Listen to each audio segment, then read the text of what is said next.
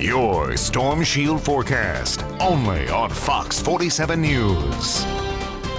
It's getting to that time of year where a good day is like, 30, 40 degrees. Right. I mean, sometimes, our average high is still around 50 for this time of year, but we're actually enjoying, I feel like, the 40s that we're going to have this weekend that we had today. We'll continue to see tomorrow. Unfortunately, the cold weather is going to continue over the next 7 days. We're going to break that down in just a moment. Right now, outside Spartan Stadium, you see it's a lot quieter than it was from MSU's game against Illinois earlier.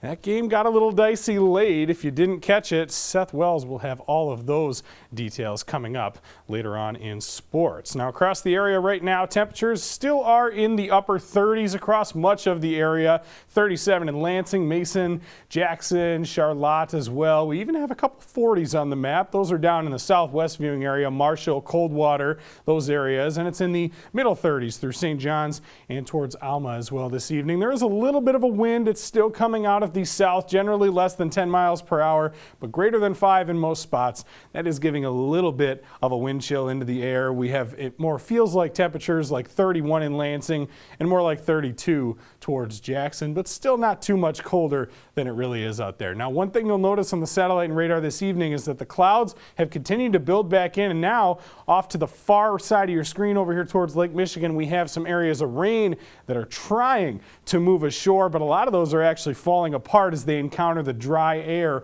over the land as they make their way ashore. As we back out, you get a better idea of that over the past couple of hours. It really surged throughout southern Wisconsin as it made its way across the lake, but then as soon as it got along the coastline, all those showers kind of starting to fall apart. In fact, most if not all of us will not see any of that rain arrive. You see that here in Future Track. Although it's not really modeled that well out over the lake, you do note that we stay under just the cloud cover as we head throughout the overnight hours. By the morning, we maybe see a few peaks of sunshine with some breaks in the clouds, but it's really into the afternoon. And the way Future Track times this out, I think the timing here you see up at the top of your screen around 2 o'clock, I think this will actually be slightly later in the afternoon when we could see the development of some very light rain. If anything, this will more just be kind of a pesky mist, if not a very light rain that falls from the sky.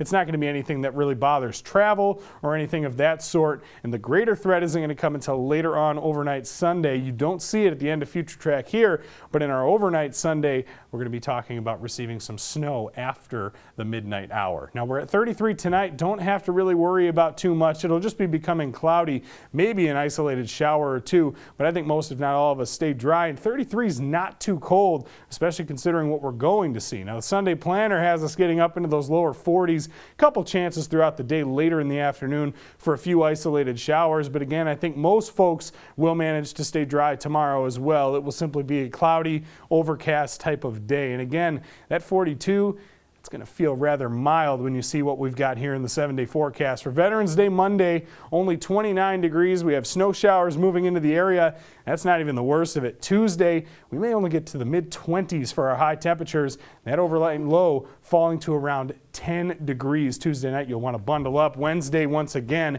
as we've got the cooler air sticking around, we do seem to be heading in the right direction as we head towards the end of the week. But as I'd mentioned at the top of this segment here, average high this time of year is in the upper 40s, if not lower 50s across the area. So warming up more than 10 degrees to around the upper 30s next weekend.